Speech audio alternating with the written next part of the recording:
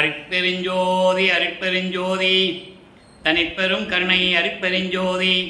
எல்லா உயிர்களும் இன்புற்று வாழ்க, வள்ளல் மலரடி வாழ்க வாழ்க, கொல்லாவிரதம் குவளை எல்லாம் ஓங்குக, நல்லோர் நினைத்த நலம் பெறுக, நன்றி நினைத்த எல்லோரும் வாழ்க இசைந்து. உலக மக்களே, அறிவார்ந்த அன்பர்களே, ஆண்மநேய ஒருமைப்பாடுடைய அன்பர்களே, வல்லப்பமானம் கல்லிய திருவுற்பாவிலிருந்து அருட்பெருஞ்சோதி ஆண்டவருடைய திருவிளையாடல்களையும், அருட்பெருஞ்சோதி ஆண்டவர் தன் மகனை, தன் அருளால் பெற்றெடுத்த ஒரு ஆண்மகனை எப்படி பூலோகத்திற்கு ஒரு தாயின் வழியாக வருவிக்க செய்தார் என்பதையும், வல்லப்பமானவர்கள் வருவிக்க விட்டதற்கு காரணம் என்ன, விளக்கங்கள் என்ன என்பதையும் திருவருட்பாவின் பாடலின் மூலமாக நாம் பார்த்து கொண்டிருக்கிறோம்.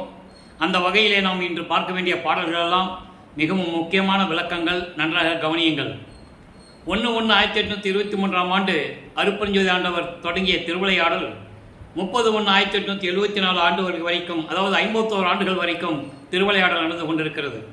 காரணம், இந்த பிரபஞ்சம் தோன்றிய காலத்திலிருந்தே 4 யுகங்களிலுமே, கிரேத யுகம், திரேத யுகம், துவார யுகம், கலியுகம், இந்த 4 யுகங்களிலுமே தோன்றிய சமயங்களும் மதங்களும் மார்க்கங்களும் அழிந்து விட்டது.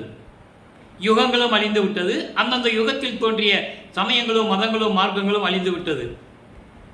பிரம்மன், திருமால், ருத்திரன், மகேஸ்வரனுடைய ஆயுள் காலம் முடிந்தவுடனே இந்த 4 தொழில்களையும் சேர்த்து சதாசிவம் 5 தொழில்களையும் செய்து கொண்டிருக்கிறார். சதாசிவத்தினுடைய ஆயுள் காலத்தில் 51 ஆண்டுகள் பாக்கி இருக்கும் போது, அதன் பிறகு இந்த பிரபஞ்சத்தை இயக்குவதற்கு ஒரு ஆள் வேணும். பிரம்மன், திருமால், ருத்திரன் பழைய பதத்தலைவர்கள்ட்ட அருளாட்சியை கொடுப்பதற்கு அருட்பெருஞ்சாண்டவர் விரும்பவில்லை. அதுக்கான விளக்கங்கள் பாடலிலே உண்டு. அப்போது இந்த 51 ஆண்டுகள் கழித்து சதாசிவத்தினுடைய அந்த ஆயுள் காலம் முடிந்து, அந்த அருளாட்சி காலம் முடிந்து 51 ஆண்டுகளுக்கு பிறகு இந்த பூலோகத்தை இயக்குவது யார், இந்த பிரபஞ்சத்தை இயக்குவது யார்? இந்த நிலையில்தான் அருட்பெருஞ்சாண்டவர் தன் மகனை, அதாவது தன் அருளால் பெற்றெடுத்த ஒரு ஆண்மகனை செல்வப்பிள்ளை என்று பெயரிட்டு வளர்த்து கொண்டிருக்கிறார். சத்தியஞான சபையிலே வளர்த்து கொண்டிருக்கிறார். விண்ணுலகத்தில் சுத்த சிவஞான வெளியில். அப்போது இவரை பூலோகத்திற்கு அனுப்ப வேண்டிய காலம் வந்து விட்டது. தன் மகனை இந்த பூலோகத்திற்கு அனுப்புவதற்கு அந்த நேரம் வந்தவுடனே ராமையா பிள்ளையும் சின்னையம்மையர்கள் வாழ்ந்து கொண்டிருந்த காலகட்டங்களில் மருதூர், அதாவது சிதம்பரம் அருகில் இருக்கின்ற மருதூர் கிராமத்திலே வாழ்ந்து கொண்டிருந்த ராமையா பிள்ளை சின்னையம்மர்களுடைய இல்லற வாழ்க்கையில் தனது மகனை அந்த தாயின் கருவறையிலே இருக்க வைத்து இந்த பூலோகத்திற்கு வருவிக்க செய்தார் அருட்பெருஞ்சோதி ஆண்டவர். அப்படி வருவிக்க விட்ட நாள் 5/10/1823 ஆண்டு நமது பிள்ளை பெருமான் அவர்கள் இந்த பூலோகத்திற்கு வருவிக்க விட்டார். அப்போது இந்த 51 ஆண்டுகளை 8 ஆண்டுகளாக பிரித்து, அதாவது 6×8 = 48, கடைசி 3 வருஷம்தான் மேட்டுக்குப்பம் சித்தி விளாகம். அப்போ இந்த ஒவ்வொரு 8 ஆண்டுகளிலும் தன் மகனுக்கு எப்படி அருளை கொடுத்தார், நமது பிள்ளைப்பெருமானுடைய நிலைகள் என்ன என்பதை தான் திருவருட்பாவிலிருந்தே பார்த்து கொண்டிருக்கிறோம். அப்போது வருவிக்க விட்ட பிறகு அந்த தாயின் கருவறையில் இருக்கும்போது எப்படியெல்லாம் திருவிளையாடல் நடந்தது என்பதை பார்த்தோம். அதன் பிறகு சிதம்பரத்திலே 5 மாத குழந்தையாக இருக்கும்போது தன் மகனுக்கு வெட்ட வெளியாக காட்டி எப்படி திருவிளையாடல் செய்தார் அருட்பெருஞ்சாண்டவர் என்பதை பார்த்தோம். அதன் பிறகு ராமையா பிள்ளை அவர்கள் காலமான உடனே சின்னையம்மையார் அவர்கள் இந்த 5 குழந்தைகளையும் அழைத்து கொண்டு, ஏற்கனவே அவர்களுக்கு உலகிலே பிறந்த குழந்தைகள் 4 பேர் உண்டு. 2 ஆண் பிள்ளைகள், 2 பெண் பிள்ளைகள். 5ஆவதாக நமது குழந்தை இறைவன் வருவிக்க உற்றவர். அவங்களுக்கு தெரியாது இது இறைவனுடைய மகனாக தான் நம்ம வயிற்றில் வந்து வளர்ந்துருக்காருன்னு அவங்களுக்கு தெரியாது. அப்போது 5 குழந்தைகளை அழைத்து கொண்டு பொன்னேரி அருகில் இருக்கின்ற சின்ன காவனம் என்ற கிராமத்திற்கு செல்லுகிறார்கள். அங்கே சில காரணங்களால் நீடித்து இருக்க முடியவில்லை. சென்னையிலே வந்து குடியேறுகிறார்கள். அவர்கள் குடியேறிய பகுதி ஏழுகணர் பகுதியில் இருக்கின்ற வீரசாமி முதலியார் தெருவிலே வந்து குடியேறுகிறார்கள். குழந்தை இறைவன் வளர்ந்து கொண்டிருக்கிறார். அவர்களுக்கு உலகியலிலே வைத்த பெயர் ராமலிங்கம். அருட்பெருஞ்சாண்டவர் தன் மகனுக்கு வைத்த பெயர் செல்வப்பிள்ளை. அதன் பிறகு மக்களால் திரு அருட்பக சோழலார் என்று அழைக்கப்பட்டார். அப்போ நமது குழந்தை இறைவன் வளர்ந்து கொண்டிருக்கிறார். இதுதான் முன்னுரை. அடுத்த 8 ஆண்டுகளில் என்ன நடந்தது? 1824 ஆண்டிலிருந்து 1840 ஆண்டுகள் வரை, இந்த 16 ஆண்டுகள் வரை நமது பிள்ளைப்பெருமானுடைய நிலை என்ன என்பதை தான் திருவருட்பாவின் பாடல் மூலமாக உண்மையான விளக்கங்களை பார்த்து கொண்டிருக்கிறோம். நமது குழந்தை இறைவன் வளர்ந்து கொண்டிருக்கிறார். ஆண்டுகள் உருண்டோடுகிறது. பள்ளியில் சேர்க்க வேண்டிய காலம் வந்து விட்டது. பள்ளியிலே கொண்டு போய் சேர்க்கிறார்கள். படிக்க முடியாதுன்னு வந்துட்டார். இவர் வரல. அவங்க அப்பா அருட்பெருஞ்சாண்டவர் திருவிளையாடல் பண்ணுறாரு. எப்படின்னா அதை திருவருட்பா பாடலில் சொல்கிறாரு. முனை பள்ளி பயிற்றாது எந்தனை கல்வி பயிற்று முழுதும் உணர்வித்து உடற்பொழுதெல்லாம் தவிர்த்து என்னை பள்ளி எழுப்பி அருட்பெருஞ்சோதி என் அப்பனே பள்ளி எழுந்தருள்வாய் என்று கூறுவார். அதாவது திருப்பள்ளி எழுச்சியில் 6ஆம் திருமுறையில் சொல்லுவார். அங்கே நடந்ததை அப்போ தான் வந்து சொல்லுவார்.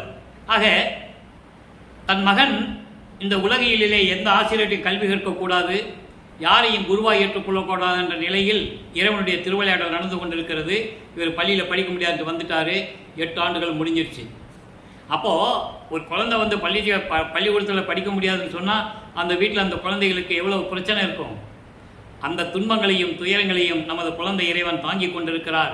ஏன் இந்த உலகத்தில் பிறந்தோன்ற நிலையில் இருந்து கொண்டிருக்கிறார். அப்போ ஒரு தனிமையான ஒரு இடத்தை மனம் தேடுகிறது. அப்படி கிடைச்ச இடம் தான் கந்தகோட்டம் என்ற ஒரு முருகன் கோயில். அங்கே போய் படுத்துக்கிறாரு.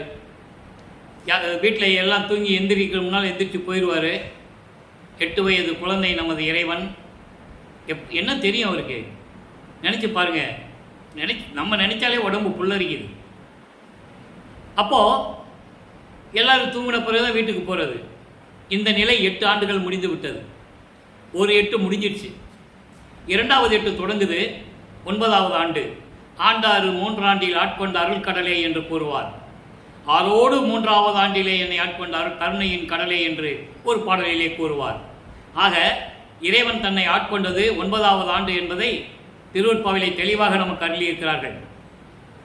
எல்லாம் உலக மக்கள்கிட்ட யார் சொல்லலை. அதனால் வளர்ப்பவனை பற்றி யாருக்கு தெரியல. பொதுப்படையாக பேசியங்களை தவிர அவருடைய உண்மையான நிலையை யாரும் இதுவரைக்கும் கூறியதில்லை.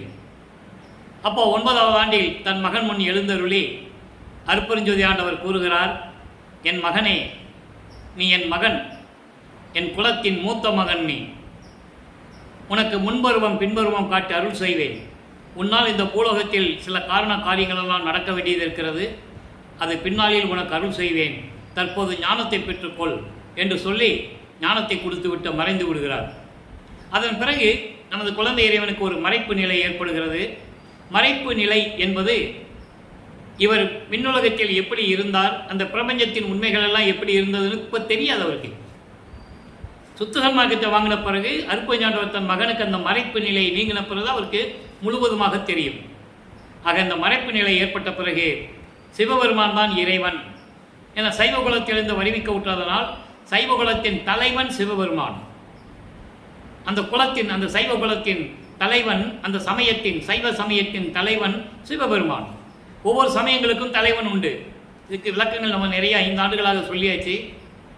வைஷ்ணவ சமயத்தின் தலைவன் திருமால், கௌபாரம் சமயத்தின் தலைவன் முருகன், காணாபத்தியத்தினுடைய தலைவன் விநாயகன், சக்தம் சமயத்தின் தலைவி அம்மை, சௌரம் சூரியன். இப்படி நிறைய சமயங்களுக்கு தலைவர்கள் உண்டு. மதங்களுக்கும் தலைவர்கள் உண்டு. கிறிஸ்துவ மதத்தினுடைய தலைவர் ஜீசஸ், முகமது நபி இஸ்லாமிய மத தலைவர், இப்படி சமண மத தலைவர் மகாவீர், புத்த மத தலைவர் புத்தன். இப்படி ஒவ்வொரு மதங்களுக்கும் தலைவர்கள் உண்டு. ஆக மார்க்கங்களுக்கும் தலைவர்கள் உண்டு. இப்படி சூழ்ந்திருந்த காலகட்டங்களில் இவர் சைவகுலத்திலிருந்து வருவிக்க விட்டதனால் சிவபெருமானை இறைவனாக ஏற்றுக்கொண்டு சிவபெருமானை பற்றி பாடுகிறார். தன் தந்தையிடம் ஞானத்தை பெற்ற பிறகு, அருட்பெருஞ்சோதி ஆண்டவரிடம் ஞானத்தை பெற்ற பிறகு, பாடல்கள் பாடுகின்ற ஞானத்தை பெற்ற பிறகு சிவபெருமானை பற்றி பாடுகிறார். இப்போ அவருக்கு அருட்பெருஞ்சோதி ஆண்டவர் யாருன்னு தெரியாது, சுத்த சன்மார்க்கம் என்னன்னு அவருக்கு தெரியாது. 9வது ஆண்டு ஆகிறது. இப்போ சிவபெருமானை பற்றி பாடுகிறார். 1ஆம் திருமுறை உருவாகிறது. 9வது ஆண்டிலிருந்து 12 ஆண்டுகளுக்குள் இந்த 1ஆம் திருமுறை நிறைவாகிறது. 8 பதிகங்கள், 712 பாடல்கள். அதிலே நாம் சிவநேச வெண்பா, வடிவுடை மாணிக்க மாலை, திருவருள் முறையீடு போன்ற பதிகின்ற விளக்கங்களை எல்லாம் அருட்பெருஞ்சோதி ஆண்டவருடைய திருவிளையாடல் என்ற பதிவுகளிலே நாம் பார்த்து விட்டோம். இப்போ பதிகம் 5 மகாதேவ மாலை பாடல்களுடைய விளக்கங்களை பார்த்து கொண்டிருக்கிறோம். மொத்தம் 100 பாடல்கள். இன்னைக்கு 7வது பாடல். சிவபெருமான் யார்? சிவபெருமான் எப்படிப்பட்டவர்? இவர் சைவ சமயத்தில் இருப்பதனால் சிவபெருமானை பற்றி கூறுகிறார். சுத்த சன்மார்க்கத்தை பெற்ற பிறகு அருட்பெருஞ்சாண்டவர் எப்படிப்பட்டவர் என்ற நிலையை நாம் பார்த்து கொண்டிருக்கிறோம். எதற்காக இந்த பூலோகத்துக்கு வந்தார் என்ற விளக்கங்களை எல்லாம் இன்று நாம் பாடலின் மூலமாக பார்க்க போகிறோம். நன்றாக கவனிச்சிட்டு வாங்க. மகாதேவ மாலை இப்போ சிவபெருமானை பற்றி தான் ஒரு பாடணும். அது காலத்தின் கட்டாயம். இறைவனுடைய திருவிளையாடல் அப்படி தான் நடக்குது. தன் மகன் அங்கே இருக்க வைக்கணும். இருந்து நமச்சிவாயா, சிவாய நமா, சிவாயா, ஓம் சிவா, சிவசிவான் மந்திரங்களை சொல்லி சிவபெருமானை வழிபடணும். அதுக்கப்புறம் இதை பொய்ன்னு சொல்லணும், இது தேவையில்லை என்றது நிலையை சொல்லணும். அதுக்கு தான் இங்கே இருக்கிறார் என்பதை நீங்கள் புரிந்து கொள்ள வேண்டும். இப்போ பாடலை பாருங்க. இந்தியமாய் கரண் ஆதி அனைத்துமாகி இயல் புருடமாய் கால பரமுமாகி பந்தமற்ற வியோமமாய் பரமாய் அப்பால் பரம்பரமாய் விசுவம் உண்ட பான்மையாகி வந்த உபசாந்தமாய் மௌனமாகி மகா மௌன நிலையாகி வயங்கா நின்ற அந்தமில்லா தொம்பதமாய் தற்பதமாய் ஒன்றும் அசீபதமாய் அதீதமாய் அமர்ந்த தேவே. இந்த பிரபஞ்சம் தோன்றிய காலத்திலிருந்து சிவபெருமானை பற்றி நிறைய சொல்லியிருக்காங்க இல்லையா? புராணங்களிலும் காவியங்களிலும் நிறைய பேர் சொல்லியிருக்காங்க. ஆனால் வல்லற்பமான் மாதிரி யாரும் சொல்ல முடியாது. வல்லற்பமான் மாதிரி யாரும் சொல்ல முடியாது. அந்த அளவுக்கு இறைவனுடைய அருளாற்றலை பெற்றவர் இளம் வயதிலேயே, இளம் பருவத்திலேயே. இப்போ பாருங்க, சிவபெருமான் யாருன்னு சொல்றாரு? இந்தியமாய் கரணாதி அனைத்துமாகி. இந்த இந்தியமாய் கரணாதி அனைத்துமாகி என்பது ஆன்ம தத்துவங்களின் விளக்கம். ஆன்ம தத்துவங்கள் என்பது ஐம்பூதங்கள், ஐம்புலன்கள், ஐம்பொறிகள், 5 கண்மேந்திரியங்கள், அந்த கரணங்கள் 4, 4 20 ஒரு 4 24. இதில் இந்தியமாய் கரணாதின்னு சொல்கிறாரு. இந்தியமாய் என்பது புலன்கள் 5, பொறிகள் 5, கண், காது, மூக்கு, வாய், மெய், ஒளி, ஒளி, சுவை, உணர்வு, நாற்றம், அது ஒரு 5. அதன் பிறகு வாக்கு, கை, கால், அபானம், குறி, இது ஒரு 5. அந்த கரணங்கள் மனம், சித்தம், புத்தி, அகங்காரம். ஆக இந்த இந்தியமாய் கரணாதி முழுவதுமாகி ஆன்ம தத்துவங்களின் விளக்கமாகி என்று பொருள். அதான் இதனுடைய விளக்கம். ஆன்ம தத்துவங்களின் விளக்கமாகி இயல் பொருளனாய் சர்வ வல்லமாய் படைத்தவனாய் இயற்கை உண்மையின் அடிப்படையில் சர்வ வல்லமும் படைத்த இறைவனாகவும் கால பரமுமாகி காலம்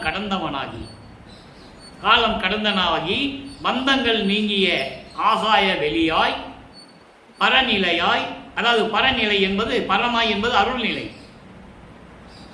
அப்பால் பரம்பரமாய், அப்பால் பரம்பராமை என்பது இந்த பரநிலைக்கு அப்புறம், அதாவது பரவெளி, பராபரவெளி, பரம்பரவெளி, பராபரவெளி, 3 வெளியில சொல்லுவார். இங்க என்ன சொல்றாரு? பரவெளியை சொல்லிட்டாரு, பரமாய். அதற்கு அப்பால் பரம்பரமாய். பரம்பரமாய் என்பது பரவெளிக்கு மேல் இருக்கின்ற வெளி, பரம்பரவெளி. அதன் பிறகுதான் பராபரவெளி. ஆக முத்தேகத்தை இங்க முத்தேகம் என்று சொல்ல அவருக்கு தெரியாது. வல்லற்பமானுக்கு இந்த நிலையில் முத்தேகம் கொண்ட இறைவன் அப்படின்னு சொல்ல தெரியாது. சுத்த தேகம், புரண தேகம், ஞான தேகம்னு சொல்ல தெரியாது. அதனால பரவெளி, பரம்பரவெளி, பராபரவெளின்னு சொல்லிடுவார். இறைவனுக்கு 3 தேகங்கள் உண்டு. அப்படி இங்கே பரநிலையாகவும் பரம்பர நிலையாகவும் என்றுதான் கூற முடியும் அவரால். அதாவது போகா புனல், வேகாக்கால், சாகா தலை. இது எங்க வந்து சொல்லுவாருன்னா சுத்த சன்மார்க்கம் வாங்கின பிறகு சொல்ல முடியும் அவரால். ஆக அப்படிப்பட்ட நிலையில் இருக்கின்ற இறைவன் விசுவம் உண்ட பான்மையாகி அண்டங்களை கட்டி காக்கும், அண்டங்களை ஆளும் இறைவனாகி வந்த உபசாந்தமாய், அதாவது துரிய நிலையாகவும் மௌனமாகி மௌன வெளியிலும், மௌன வெளியில் என்பது துயில் நிலை. ஆக மகா மௌனமாகி என்பது அரிதுயில் நிலை. நல்லா புரிஞ்சுக்கணும். அரிதுயில் நிலையாகவும் பயங்கா நின்ற, அதாவது அழிவில்லாத நிலை. இங்க மரணமில்லா பெருமாள் சொல்ல முடியாது, அவர் சொல்ல மாட்டார், தெரியாது. அழிவில்லாத முடிவாகி அந்தமில்லாத அந்த மாதிரி நிலையில் இருக்கின்ற நிலை ஆன்ம அனுபவமாய், தொம்பதமாய் என்பது ஆன்ம அனுபவமாய், தற்பதமாய் என்பது அருள்நிலை. அருள்நிலையாகவும் ஒன்றும் அசீபதமாய், அதாவது நான் நீ என்று வேறுபாடு இல்லாமல், துவைதம் அத்துவைதம் என்று சொல்லுவார். நீ நான் என்று வேறுபாடு இல்லாத இறைவன். அப்படிப்பட்ட நிலையில் இருக்கின்றவன் அதீதமாய், அதீதமாய் என்பதுதான் பரசிவநிலை. அப்படிப்பட்ட நிலையில் இருந்துகின்ற உயிர்களை காத்து கொண்டிருக்கின்ற தேவே சிவபெருமானே என்று கூறுகிறார். நல்லா கவனிக்கணும். இப்போ சிவபெருமான் எப்படி சொல்லிட்டாரா? இப்போ சிவபெருமான் எப்படிப்பட்டவர் சொல்லிட்டாரு. அப்போ இந்த நிலையை சுத்த சமாகத்தை பெற்ற பிறகு அருட்பெருஞ்சானுடைய நிலை என்ன என்பதை கூறுவதை நம்ம பார்க்கலாம். இப்போ வல்லப்பமானவர்கள் 12 ஆண்டுகள் வரைக்கும் இந்த நிலையில் இருந்து கொண்டிருக்கிறார். 13வது ஆண்டு தொடங்குது. 13வது ஆண்டு தொடங்கும் போது அவர் மனம் திருவொற்றியூருக்கு போக சொல்லுது. நான் ஏற்கனவே சொல்லியிருக்கேன், மனம் போக சொல்லுகிறது என்று சொல்வதை விட அங்கே இறைவனுடைய திருவிளையாடல் நடக்குது. அருட்பெருஞ்சாண்டவர் திருவிளையாடல் மனதை தூண்டி விடுகிறார். என் மகனை திருவொற்றியூருக்கு அழைத்து செல் என்று சொல்லி தூண்டி விடுகிறார். ஏன்னா மக்களுக்கு தெரியணும், தன் மகன் சைவ நிலையில் சைவ சமயத்தில் எவ்வளவு பற்று கொண்டு இருந்தான், சிவபெருமானை எப்படி வழிபண்டு கொண்டு இருந்தான் என்று மக்களுக்கு தெரியணும். அதே மக்களுக்கு அதுக்கப்புறம் இது தேவையில்லைன்னு சொல்லும் போதும் தெரியணும். இதுதான் இறைவனுடைய திருவிளையாடல். இதை மக்கள்கிட்ட விலைக்கு சொல்லணும். ஏன்னா வல்லப்பமானவர்கள் 203 ஆண்டுகள் ஆகியும் வருவிக்க உற்று 203 ஆண்டு ஆயிடுச்சு. அவர் பிறந்தவர் அல்ல. முதல்ல அவர் பிறந்தாருன்னே சொல்லக்கூடாது. பிறக்கிறவனுக்கு இறப்பு உண்டு. பிறந்த செத்து தான் ஆகணும். அவதரிக்கிறவனு செத்து தான் ஆகணும், இறந்து தான் ஆகணும். ஏன்னா மறுபிறவி எடுக்கணும். அவன் திருமாலுக்கு 10 அவதாரம் கொடுத்தா ஒவ்வொரு அவதாரம் முடிஞ்ச உடனே அவன் இறக்க வேண்டும், திரும்பி பிறக்க வேண்டும். அதான் செத்து செத்து பிறக்கும் இந்த தேவர்கள் என் முன் வழியிலர் என்று சொல்லுவார். இப்படியெல்லாம் செத்து செத்து பிறக்கக்கூடிய தேவர்கள்லாம் எனக்கு நிகரானவர்கள் அல்ல, என் வலிமைக்கு நிகரானவர்கள் அல்ல என்று சொல்லுவார். இந்த உண்மையெல்லாம் உலக மக்களுக்கு தெரியணும் வள்ளலார் யாருன்னு. இப்போ சொல்லிட்டாரா? இப்போ திருவொற்றியூருக்கு போறாரு, தியாகராஜ பெருமானை வழிபடுகிறார். 2ஆம் திருமுறை உருவாகிறது. 113 பதியங்கள், 1207 பாடல்கள். இப்போ 2வது எட்டில் இருந்து கொண்டிருக்கிறார். 16 ஆண்டுகளுக்குள் இருக்கும்போது அவருடைய நிலை என்ன? அங்கே தியாகராஜ பெருமானை வணங்கி மனம் உருகி உருகி பாடுவார். ஒரு பிரயோஜனம் கிடையாது. அதுக்கப்புறம் திருமலை வாயிலுக்கு போவார். அங்கே இருக்கிற சிவன் பேர் மாசிலாமணி. மாசிலாமணி மனம் உருகி பாடுவார். ஒரு பிரயோஜனம் கிடையாது. அப்புறம் திருமலை வாயிலுக்கு வருவார். இந்த நிகழ்ச்சிகளை நம்ம ஏற்கனவே விளக்கமாக கொடுத்துட்டோம். இந்த பதியத்தினுடைய பாடலுடைய விளக்கங்களை கொடுத்துட்டோம். நம்ம சுருக்கமாக சொல்கிறோம். அங்கேயும் போய் சிவபெருமானை வழிபடுவார். அங்கே தான் சொல்லுவார், இனிமேல் நான் திருமலை வாயிலுக்கும் திருவள்ளி தாயத்துக்கு என்னால் வர முடியாது சாமி, காலெல்லாம் வலிக்குது. நான் உன்னை பார்த்தா நீ என்னன்னு கூட கேட்க மாட்டேன்ற, என்ன பெத்த மகனை தெருவில் விட்டு விட்டானே சொல்லி உன்னை இந்த உலகம் பழிக்குமே. இது முக்கியமான வரி, தினமும் சொல்ல வேண்டிய ஒரு கருத்து. இறைவன்கிட்ட சொல்கிறார். ஏன் இதை சொல்கிறாருன்றத பின்னால் சொல்லுவார். இவரை பூலோகத்துக்கு அனுப்பணும்னு சொல்லும் போதே இவர் முடியாதுன்னு சொல்லுவார். நான் போக மாட்டேன், நீ என்னை ஏமாத்திடுவேன், என்னை தெருவில் விட்டுருவேன்னு சொல்லுவார். ஏன்னா அங்கே இவர் தெருவில் விட்டுட்டார்ல, அந்த விளக்கங்கள்லாம் இனிமேல் வரும், நிறைய வரும். இவர் பூலோகத்துக்கே நான் போக முடியாதுன்னு சொல்லுவார். என்னை தெருவில் விட்டுருவேன், நான் போக முடியாது அப்படின்னு சொல்லுவார். அவர் எப்படியோ சமாளித்து ஏமாற்றி லட்சுமி சரஸ்வதியை கூப்பிட்டு என் மகனை எப்படியோ சமாதானப்படுத்துங்க, அவனை வணங்கி அவனை போய் கும்பிட்டு அவன் முன்னால் ஆடி பாடி அவனை சந்தோஷப்படுத்தி எப்படியாவது அனுமதி வாங்குங்கன்னு சொல்லுவார். அந்த விளக்கங்களையும் நம்ம நிறைய பார்த்துட்டோம். அதன் பிறகு பூலோகத்துக்கு வர சம்மதிப்பார் அவர். அப்போது தெருவில் விட்டுட்டேன்னு சொல்லிட்டாரா? இப்போ என்ன நடக்குது? இப்போ இனிமேல் நாங்கள் வரமாட்டேன், நான் திருவொற்றியூர் தான் வருவேன், நீ எப்படி அருளை கொடுக்குறேன்னு பார்க்கலாம் அப்படின்னு சொல்லி நிரந்தரமாக திருவொற்றியூருக்கு சென்று கொண்டிருக்கிறார். அதில் 40 பதியத்துடைய விளக்கத்தை பார்த்துட்டோம். இன்றைக்கி 41வது பதிகம் 8வது பாடல். நல்லா கவனிக்கணும் இவருடைய நிலையை. அபல தொழிலுக்கு அலசல், அதாவது இந்த பூலோகத்திலே வருவிக்கு விட்ட பிறகு இவர் பட்ட துன்பங்களையும் துயரங்களையும் அலசி பார்த்து, அதாவது ஆராய்ந்து பார்த்து சிவபெருமானிடம் சொல்லுவது. 8வது பாடல் நல்லா பார்த்துக்கிட்டே வாங்க. வாழ்வது நின்றன் அடியரோடு அன்றி மற்றும் ஓர் வெற்றரு உள் வாழேன். முதல்ல பாடலை படிக்கிறேன், 4 வரி தான். தாழ்வது நினது தாள்களான் மற்றை தாள்கள் எல்லாம் சரண் என தாளேன், சூழுவது நினது திருத்தலி அல்லால் சூழ்கிலேன், தொண்டனேன் தன்னை ஆள்வது கருதி அன்று என் செய்கேன் ஐயனே ஒற்றையூர் அரசே. பாடல் புரியாது உங்களுக்கு. விளக்கம் இறைவன் கொடுத்த விளக்கம். இந்த அடியனுக்கு எளிமையான விளக்கம். நான் ஏற்கனவே சொல்லியிருக்கேன், இறைவனுடைய தயவையும் கருணையும் நேரடியாக பெற்றவன் நான். அதை சொல்லிக் கொள்வதில் பரிபூர்ணம் மகிழ்ச்சி அடைகிறேன். ஏன்னா எனக்கு தமிழ் இலக்கணம் தெரியாது. நான் படித்ததெல்லாம் பிஎஸ்சி மேத்ஸ் எம்காம் அந்த மாதிரி படித்தவன். இறைவன் ஆட்கொண்டு எனக்கு இந்த இலக்கண இலக்கியங்களை கற்றுக் கொடுத்து சதர்கரியிலே 3 ஆண்டுகள் என்னை உட்கார வைத்து 6 திருமுறைகளுக்கும் எனக்கு விளக்கம் கொடுத்ததனால் இந்த விளக்கங்களை உங்களிடம் நான் சொல்லிக் கொண்டிருக்கிறேன். இங்கே பாருங்க, வாழ்வது நிந்தன் அடியோர் அன்றி மற்றும் ஓர் வெற்றரு உள் வாழேன். நான் வாழ்ந்தாலும் சரி உன்னுடைய அடியார் கூட்டத்தில் சேர்ந்துக்கிட்டு தான் நான் வாழுவேன். வேறு வீணா போனவங்ககிட்ட போய் நான் சேர மாட்டேன். அதான் அந்த வரிக்கு அர்த்தம். இறைவா, நான் வாழ்ந்தாலும் சரி உன் அடியார்களோடு கூட்டத்தோடு தான் நான் இருப்பேன். இதை விட்டுட்டு வீணா போனவர்கிட்ட போய் வீணா பொழுதை கழித்து கொண்டு வீணாக ஆண்டுகளை கழித்து கொண்டு வெட்டி வேலை செய்து கொண்டிருக்கின்றவர்களோடு அந்த கூட்டத்தில் நான் சேர மாட்டேன், சேர்ந்து வாழ மாட்டேன். அடுத்து பாருங்க, தாழ்வது நினது தாழ்களான் மற்ற தாள்கள் எல்லாம் சரணென தாளேன். நான் உன்னுடைய திருவடியை தான் நான் வணங்குவேன். மற்றவர்களுடைய திருவடிகளை பற்றி நான் வாழ வேண்டிய அவசியம் இல்லை. அவங்களுடைய திருவடிகளுக்கு போய் நான் அடைக்கலமாக வேண்டிய அவசியம் எனக்கு இல்லை. இதான் அந்த வரிக்கு அர்த்தம். எவ்வளவு தெளிவாக சொல்றார் பாருங்க. மற்றவங்க திருவடிகள் போயிட்டு நான் உன்னை அடைக்கலம்லாம் நான் சொல்ல மாட்டேன். இதை 6ஆம் திருமுறையிலே அடைக்கலம் புகுதல் என்ற பதிகத்திலே உண்டு. அருமையான பாடல்கள், 11 பாடல்கள்.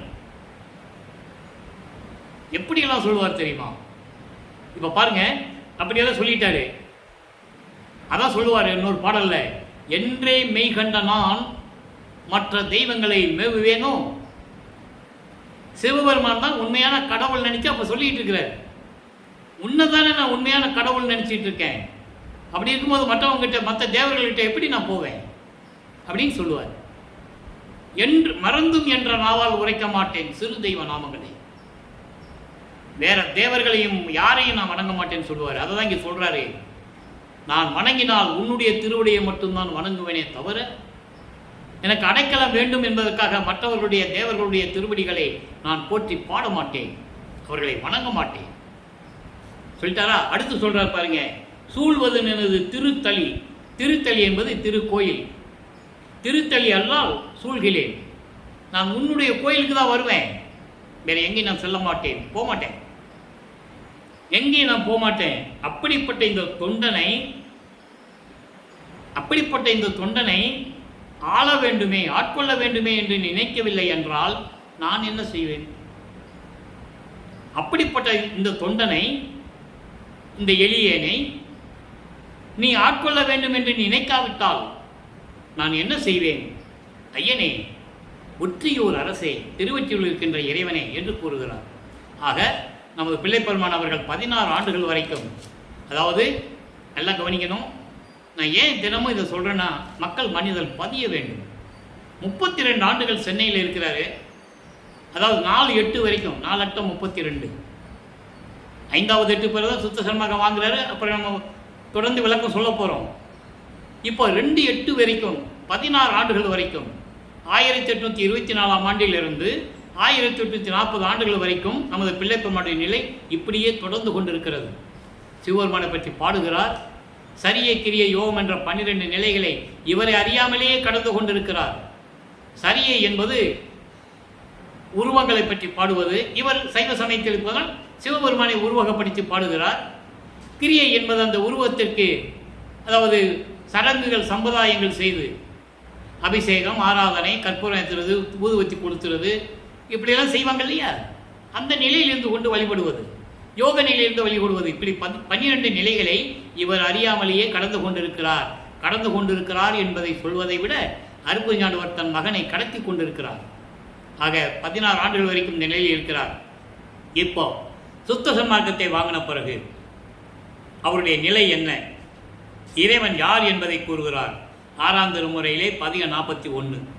இப்போ 2ஆம் திருமுறையிலே பதிகம் 41 பார்த்தோம்ல, சிவபெருமானை பற்றி சொன்னார்ல. அதே இது 6ஆம் திருமுறையில் பதிகம் 41 காட்சி கழிப்பு. அந்த பதியத்துடைய பேர் பார்த்தாலே மெய் சிலிர்க்கும், உடம்பு சிலுக்கும். காட்சி கழிப்பு, இறைவனை பார்த்ததை, இறைவனுடைய காட்சியை பார்த்ததை மகிழ்ந்து சொல்லுவது உலக மக்களுக்கு. 8வது பாடல். அங்கே இருக்கிற 8வது பாடலுக்கு, சைவ சமயத்தில் இருக்கும்போது பாடிய அந்த 8வது பாடல் 41வது பதியத்துக்கு இங்கே அப்படியே நேர் மாறா இருக்கும். சுத்த சண்மகத்தை பெற்ற பிறகு 41வது பதிகம் 8வது பாடல். இறைவன் யார்? ஆன்றானை, அறிவானை, அழிவிலானை, அருப்பெருஞ்சோதி ஆனானை. அண்டர்லைன் இந்த வரி. அங்கே இருக்கிற வரைக்கும் அருப்பெருஞ்சோதி அவருக்கு தெரியாது. சைவ சமயத்தில் இருக்கிற சிவபெருமான் தான் தெரியும், அருப்பெருஞ்சோதி தெரியாது. இப்போ சொல்றாரு, அருப்பெருஞ்சோதி ஆனானை, அலர்ந்த ஜோதி மூன்றானை, இரண்டானை, ஒன்றா ஆனானை. அப்புறம் விளக்க சொல்றேன், முதல்ல பாடலை சொல்லிடுறேன். முன்னானை, பின்னானை, மூட நெஞ்சில் தோன்றானை. இந்த வரி அண்டர்லைன். தூய அருளே தோன்றினானை. அடுத்து சொல்லுவார் பாருங்க, சுத்த சிவசன்மார்க்கம் புலங்க என்னை ஈன்றானை. அண்டர்லைன் வரி, முக்கியமான வரி. எதுக்கு இந்த புலகத்துக்கு வந்தாரு? எதுக்கு அருப்பெருஞ்சாண்டவர் தன் நல்வாழ் ஒரு மகனை பெற்றெடுத்தார்? சொல்லணும்ல, சொல்றாரு. சுத்த சிவசன்மார்க்கம் துலங்க என்னை ஈன்றானை, எல்லாமாய் அல்லாதானாய் எம்மானை கண்டு கழித்திருக்கின்றேனே. இது பாடல். விளக்கம் பாருங்க, நல்லா கவனிக்கணும். அருப்பெருஞ்சாண்டவர் யார்? அதாவது இந்த பிரபஞ்சம் தோன்றும் போதே அருப்பெருஞ்சாண்டவர் சொல்றதுக்கு யாருக்கும் தெரியாது. ஆதி சிவன் சொல்லிட்டாங்க. நல்லா புரிஞ்சுக்கணும் நீங்க. ஆதி சிவனை அப்படியே கொண்டு வந்து சைவ சமயத்தின் தலைவனாக்கிட்டாங்க. நீ சைவ சமயத்தின் தலைவனாக்கும் போதுதான் வைஷ்ணவர்கள் என்ன பண்ணாங்க, அவனுக்கு ஒரு தலைவன் வேணும்ல திருமலாக்கிட்டாங்க. அப்படி இப்படியெல்லாம் வேறுபடுத்தி மக்களை முரண்பாடான நிலையில் இருக்க வைத்து பிரிவினவாதியை உண்டாக்கி அவர்களுக்கு ஏற்றபடி ஆலயங்களை அமைத்து வழிபாட்டு முறைகளை அமைத்து சடங்கு சம்பிரதாயங்களை எல்லாம் ஆழமாக மக்களுடைய மனதிலே பதிய வைத்து மூட நம்பிக்கைகளை வளர்த்து மக்களை திசை மாற்றி விட்டார்கள். அதுதான் உண்மை, யாரும் மறுக்க முடியாது. இப்போ இறைவனை சொல்றாரு, ஆன்றானை. ஆன்றானை என்பது அருள் வல்லவத்தோடு விளங்கி கொண்டிருக்கின்ற இறைவனை, ஒப்பற்ற நிலையில் இருக்கின்ற இறைவனை, உயர்வான நிலையில் இருக்கின்ற இறைவனை, ஆதியும் அந்தமில்லாத இறைவனை, அருப்பெருஞ்சோதி ஆண்டவரை, அறிவானை, மெஞ்ஞானத்தில் இருக்கின்ற இறைவன். அறிவானை என்பது மெஞ்ஞானம் உண்ட இறைவன். ஞானம் வேறு, மெஞ்ஞானம் வேறு. வல்லப்பமானவர்களுக்கு 32 ஆண்டுகள் இருந்த வரைக்கும் இருந்தது ஞானம்.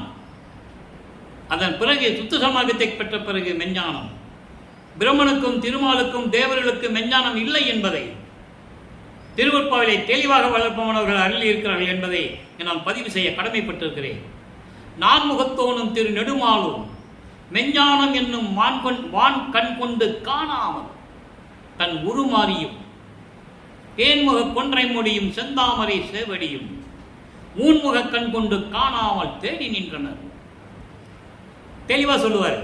பிரம்மனுக்கு திருமாலுக்கு தேவர்களுக்கு மெஞ்ஞானம் என்னும் ஒரு கண் அவங்களுக்கு இல்லை, மெஞ்ஞானம் இல்லை. மெஞ்ஞானம் இருந்திருந்தால் இறைவனுடைய அடியையும் முடியும் பார்த்திருப்பார்கள். தெளிவா சொல்லுவார்.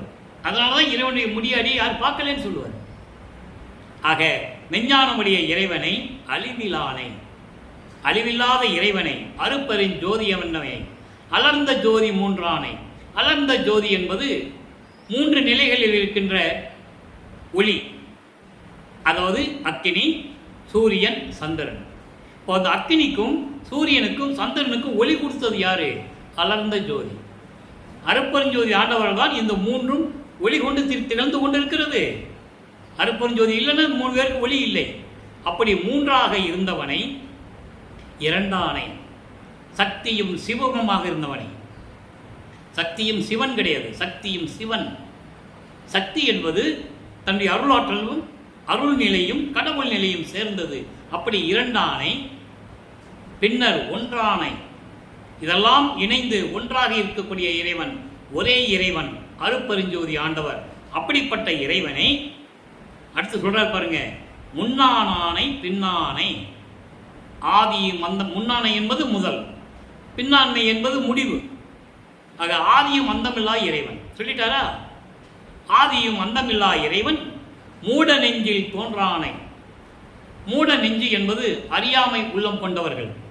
அறியாமை உள்ளம் கொண்டவர்கள் என்பது சமயங்கள், மதங்கள், மார்க்கங்களை, நெறிகளை சுமந்து கொண்டிருப்பவர்கள். சமயங்களில் சொல்லப்பட்டதையும் மதங்களில் சொல்லப்பட்டதையும் மார்க்கங்களில் சொல்லப்பட்ட நெறிகளையும் பின்பற்றி கொண்டிருக்கிறவர்கள். இப்படிப்பட்டவருடைய நெஞ்சில் தோன்றாத இறைவன், அதான் மூட நெஞ்சில் தோன்றானை கிடைக்காது. இறைவனுடைய கிடைக்காது, அருள் கிடைக்காது.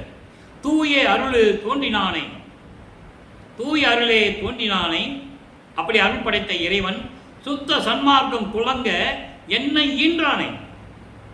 சுத்த சன்மார்க்கம் இந்த பூலோகத்தில் மட்டுமல்ல, பிரபஞ்சத்தில் மட்டுமல்ல, எல்லா உலகங்களிலும் சுத்த சன்மார்க்கம் விளங்க வேண்டும் என்பதற்காகவே என்னை ஈன்றவனே.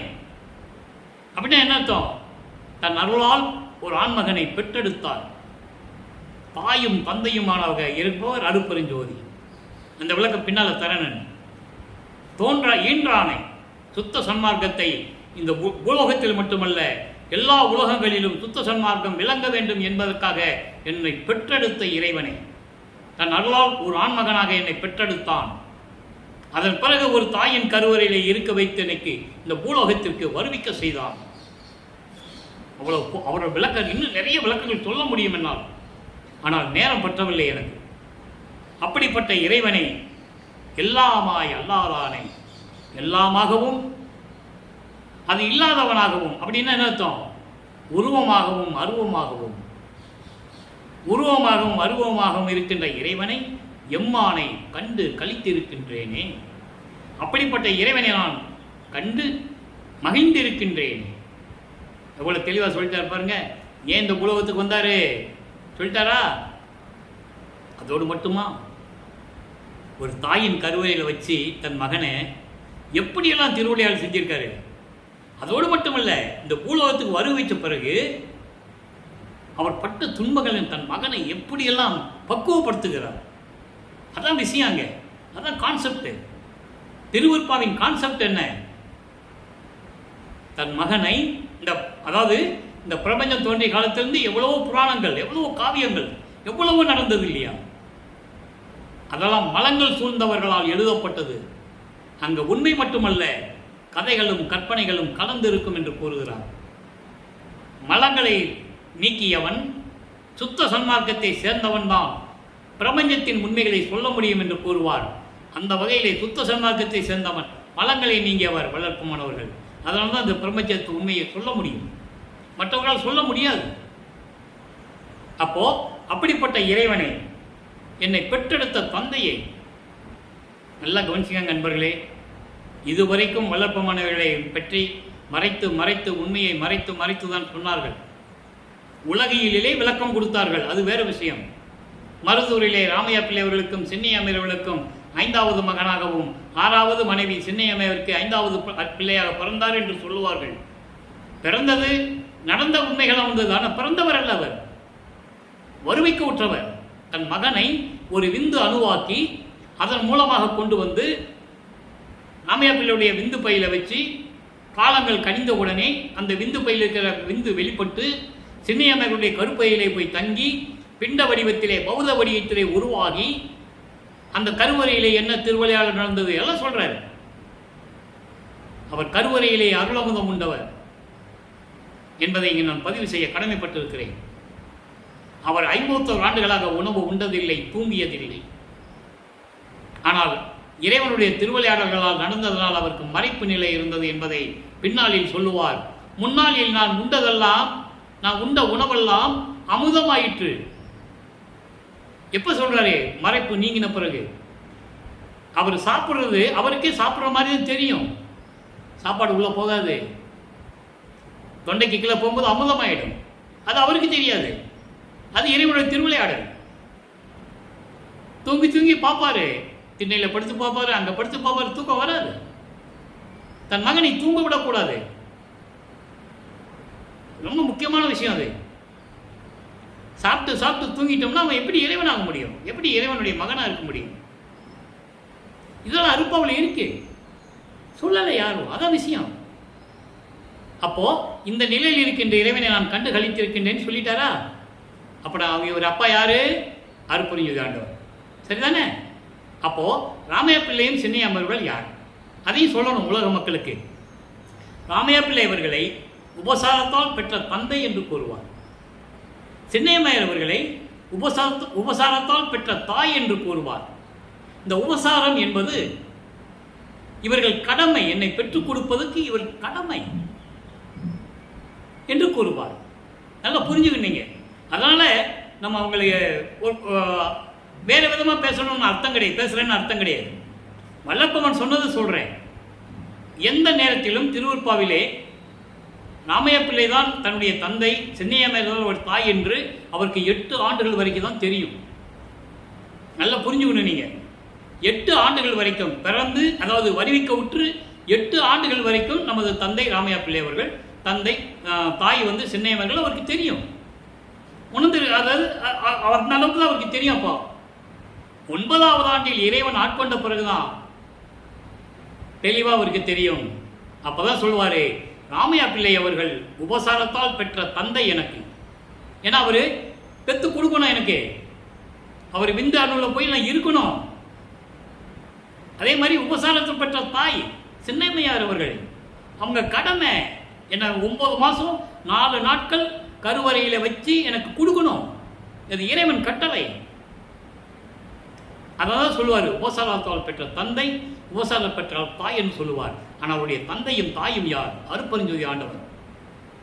5 மாத குழந்தையிலே சொல்லுவார் சிதம்பரத்தில், மெய் உறவா மெய்ப்பொருளே, தில்லை தளத்திடையே திரை தூக்க தரிசித்த போது வேய் வகை மேல் காட்டாதே எந்தனக்கே வெளியாய் காட்டிய மெய் உறவா மெய்ப்பொருளே. மெய் உறவு உண்மையான தந்தை, மெய்ப்பொருள் உண்மையான இயற்கை உண்மை விளக்க கடவுள், உண்மையான கடவுள் அருட்பெருஞ்சோதி ஆண்டவர். அங்கேயே சொல்லிடுவார் 5 மாத குழந்தையாக இருக்கும்போது. ஆக அவர்கள் வளர்த்து கொடுத்தார்கள். ராமையா பிள்ளை அவர்களும் இவர் 6 மாத குழந்தையாக இருக்கும்போதே அவர்கள் காலமாடி விட்டார் ராமையா பிள்ளை அவர்கள். ஆனால் அந்த தாய் சின்னையம்மையார் அவர்கள் நமது குழந்தை இறைவனை 9 மாதங்கள் 4 நாட்கள் வயிற்றில் வைத்து அந்த குழந்தையை வளர்த்து கொடுத்தார்கள்.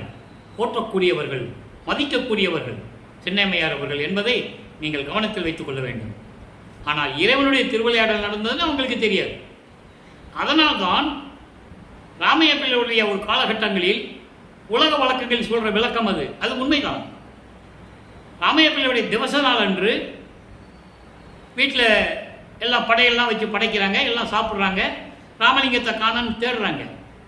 அப்பா திவசத்துக்கு பையன் வரலேன்னு தேடுவாங்கல்ல, தேடுறாங்க, உண்மைதான். ஆனால் இவர் ஏன் போகலைங்க? அதுக்கான விளக்கம் சொல்லணும்ல. அது யார் சொன்னது? வல்லப்பமான் சொல்லுகிறார். ஏன் போகலன்னா, ராமையா பிள்ளை அவர்கள் உபசாரத்தால் பெற்ற தந்தை எனக்கு, சின்னம்மையார் அவர்கள் உபசாரத்தால் பெற்ற தாய் எனக்கு. அதனால் ராமையா பிள்ளை அவர்களுடைய அந்த தந்தையினுடைய திவசத்திற்கு நான் ஏன் போக வேண்டும்? நான் அவருடைய குழந்தை இல்லையே, இது எப்படி நான் திவசத்துக்கு போக முடியும்? நல்லா புரிஞ்சுக்கணும் நீங்கள். இதான் இறைவனுடைய விளக்கத்தினுடைய கான்செப்ட். அவங்க வயிற்றில் வளர்த்தாங்க, எல்லாம் உண்மைதான், நம்ம இல்லைன்னு சொல்ல முடியாதுல்ல, இயற்கையாக நடந்தது தானே. ஆனால் வெள்ளப்பவனுடைய தாய் தந்தையுமாக விளங்கியவர் அருட்பெருஞ்சாண்டவர் என்பதை இங்கு கூறுகிறார். சுத்த சன்மார்க்கம் புலங்கை என்னை ஈன்றானை. சரி, இப்போ பாடலில் சொல்லிட்டாரு. மக்களுக்கு எளிமையாக சொல்லுவார். கடைசியில் அகவல்ல, அருட்பெருஞ்சோதி அகவல் தான் கடைசியில் நமக்கு அருளியது வல்லப்பமானவர்கள். அங்கே சொல்லுவார், ஆன்ற சன்மார்க்கம் அணிபெற என்னைத்தான் ஈன்று அமுது அளித்த இனிய நற்றாயே. அங்க தாயின்னு சொல்லிட்டாரா? இந்த விளக்கத்தில் நீங்க மனசுல வச்சுக்கணும். ஆன்ற சன்மார்க்கம் இறைவனால் உருவாக்கப்பட்ட சன்மார்க்கம். மற்ற மார்க்கங்கள் சமயங்கள்லாம் மனிதர்களால் உருவாக்கப்பட்டது, அதனால அழிஞ்சு போச்சு. இது இறைவனால் உருவாக்கப்பட்ட சுத்த சன்மார்க்கம். ஆன்ற சன்மார்க்கம் அணிபெற என்பது எல்லா உலகங்களுக்கும் சுத்த சன்மார்க்கம் தெரிய வேண்டும் என்பதற்காகவே என்னை ஈன்று என்னை படைத்து தன் அருளால் ஒரு ஆண்மகனை பெற்றெடுத்து படைத்து அமுது அளித்த இனிய நற்றாயே, சுத்த சன்மார்க்கத்தை கொடுத்து அருள் அமுதத்தை கொடுத்து என்னை வளர்த்த இனிய நல்ல தாயே என்று அருட்பெருஞ்சாண்டவரை கூறுகிறார். குழந்தையை பெற்றெடுத்ததனால் தாய் என்று கூறுகிறார். குழந்தையை வளர்த்ததனால் தந்தை என்று கூறுகிறார். தாயும் தந்தையுமானவன் என்று கூறுகிறார். ஒரு பாடல்ல சொல்லுவாரு, நீயே என் தந்தை அருளுடையாய், என்னை நேர்ந்து பெற்ற தாயே என்று கூறுவார்.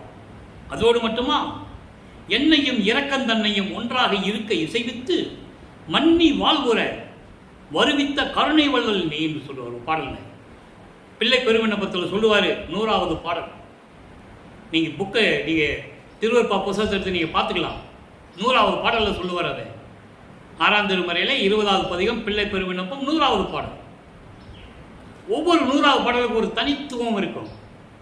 அதை சொல்ல நான் கடமைப்பட்டிருக்கிறேன். என்னையும் இரக்கமும் ஒன்றா இருக்கணும்னு நினச்சி தானே நீ இந்த பூலோகத்துக்கு வந்து எனக்கு மரணமில்லா பெருவாழ்வை கொடுத்து இந்த பூலோகத்துக்கு நீ நான் வருவச்ச அப்படின்னு சொல்கிறார். என்னையும் இரக்கம் தன்னையும் ஒன்றாக இருக்க இசைவித்து மன்னி வாழ்வுற வருவித்த கருணை வள்ளல் நீ. இதை அம்பலவாணர் வரியில் 100வது பாடலில் சொல்வார். ஒரு பாட்டில் ஓம் என்பதற்கு முன் ஆம் என்று உரைத்தவுடன் ஊம் என்று காட்டினீர். அங்க 100வது பாடல்.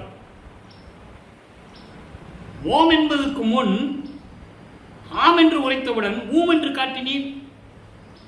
அதாவது இந்த பிரபஞ்சம் தோன்றிய காலத்தில் நீ வந்துட்டீல்ல, சரி எல்லாம் ஓமன் தானே சொல்லிட்டு இருந்தாங்க.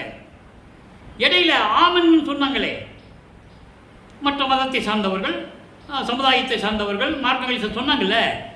அப்போ ஏன் உம்மன் இருந்த அன்னைக்கு நீ சொல்லியிருந்தா இன்னைக்கு இந்த பிரச்சனை இல்லை. சாதியும் மதமும் சமயமும் பொய்யன ஆதியில் உணர்த்தி அருப்பறிஞ்சோதி. நீ எனக்கு பொய்ன்னு சொன்ன, ஆதியிலே எனக்கு சொல்லிட்ட. இந்த பூலோகத்துக்கு வர்றதுக்கு முன்னாலே நீ எனக்கு சொல்லிட்ட, சரிதான். அதையும் சொல்லிட்டு ஓமன்னு சொல்லிட்டு இருந்தாங்கல்ல.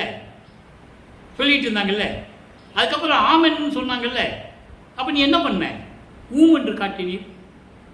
ஏன் ஊம மாதிரி இருந்த? செஞ்சதெல்லாம் நீ செஞ்சுட்டு இன்னைக்கு என்ன வந்து இந்த பூலோகத்துக்கு வரு வச்சு அதெல்லாம் பொய்ன்னு சொல்லு அப்படின்னு சொன்னால் எவன் கேட்குறான்? யார் கேட்டாங்க? இவ்வளவு அருமையான நிகழ்வுகள் நம் திருவருட்பாவில் இருக்கு. ஆக இப்படிப்பட்ட விளக்கங்கள்லாம் உடைய இறைவன் அருட்பெருஞ்சோதி ஆண்டவர், அவருடைய மகன் வல்லற்பெருமானவர்கள் உலகியலிலே வந்ததனால் அவருடைய நிலையை உலக மக்களுக்கு சொல்ல மறந்து விட்டார்கள் என்பதை சொல்லிவிட மறைத்து விட்டார்கள். முழுசாவே மறைச்சிட்டாங்க. வல்லற்பெருமான் யாருன்னு சொல்றது முழுசாவே மறைச்சிட்டாங்க. இதெல்லாம் சொல்லணும். இந்த விளக்கங்கள்லாம் சொல்லியிருந்தா இந்த 203 வருஷத்துல மக்களுக்கு எல்லாம் தெரிஞ்சிருக்கும். சொல்லலையே. ஆக வல்லப்பெருமான் அவர்களிய எனது தந்தை வல்லப்பெருமான் அவர்கள் எனக்கு இந்த விளக்கங்களை எல்லாம் அருளியதனால் என்னால் உறுதியாக அந்த விளக்கங்களை எடுத்து சொல்ல முடிகிறது. இன்னும் சொல்லுவேன். எனவே அன்பர்களே, இப்படிப்பட்ட நிலையில் இருக்கின்ற உண்மையான இறைவன், இயற்கை உண்மை விளக்க கடவுளாக அருட்பெருஞ்சாண்டவரையும் அவர் அருளால் பெற்றெடுத்த வள்ளற்பெருமான் அவர்களையும் வணங்கி 2 பேரும் ஒன்று தான். 51 வருஷம் கழித்து தன் பிரிந்த சக்தியை தனியாக விடக்கூடாது. அதனால் அருட்பெருஞ்சாண்டவரே வந்து தன்னுடைய சக்தியை தன்னோடு சேர்த்துக்கிறார். இவங்களை என்ன சொன்னாங்க? கதவை பூட்டிட்டு மறைஞ்சு போயிட்டாரு, எங்கே போயிட்டாரு, ஓடி போயிட்டாரு, இப்படி தான் பழக்கத்தில் சொல்லிக்கிட்டு இருக்காங்க. அது தவறு. பிரிந்த சக்தியை மீண்டும் தன்னோடு இணைத்துக் கொள்ளுகிறார். தன்னுடைய சக்தியை மகனாக உருவாக்கி 51 ஆண்டுகள் மக்களிடையே உலாவ விடுகிறார். ஏன்? சுத்த சன்மார்க்கத்தை உலக மக்களுக்கு சொல்லணும். உயிர்களை கொல்லக்கூடாதுன்னு சொல்லணும். பசியினுடைய கொடுமையை சொல்லணும். ஜீவகானிய ஒழுக்கத்தை சொல்லணும். தயவு இரக்கத்தை உலக மக்களுக்கு சொல்லணும். ஆண்மனைய ஒருமைப்பாடுனா என்னன்னு உலக மக்களுக்கு சொல்லணும். அதுக்காகத்தான் இந்த பூலோகத்திற்கு வரி வைக்க விட்டார் என்பதை கூறி, எனவே அன்பர்களே, நீங்களாம் சுத்த சன்மார்க்கத்தில் இணைந்து அருட்பெருஞ்சோதி தனிப்பெருங்கனை அருட்பெருஞ்சோதி மகாமந்திரத்தை சொல்லி தீப வழிபாடு, ஒளி வழிபாடு செய்து சைவ நெறியில் இருந்து கொண்டு கொலையும் குலையும் தவிர்த்து இறைவனை வணங்கி இறைவனுடைய அருளையும் செல்வங்களையெல்லாம் பெற்று நீங்கள் இந்த உலகிலே நோயற்ற வாழ்வில், மரணமில்லா பெருவாழ்வில் நீங்கள் நிரூழி வாழ வேண்டும் என்று என்னுடைய தந்தை வல்லற்பெருமானுடைய தயவாலையும் கருணையாலையும் அவருடைய ஆசி பெற்றவன் என்ற வள்ளலார் ஊழியன் என்ற அடிப்படையில் உங்களை வாழ்த்தி வணங்கி விடைபெறுகிறேன். நன்றி, வணக்கம். அருட்பெருஞ்சோதி தனிப்பெருங்கருணை அருட்பெருஞ்சோதி. தினமும் இறைவனுடைய திருவிளையாடல்கள் வரும். கேட்டு மகிழ்ந்து இறைவனுடைய அருளை பெற்றுக் கொள்ளுங்கள்.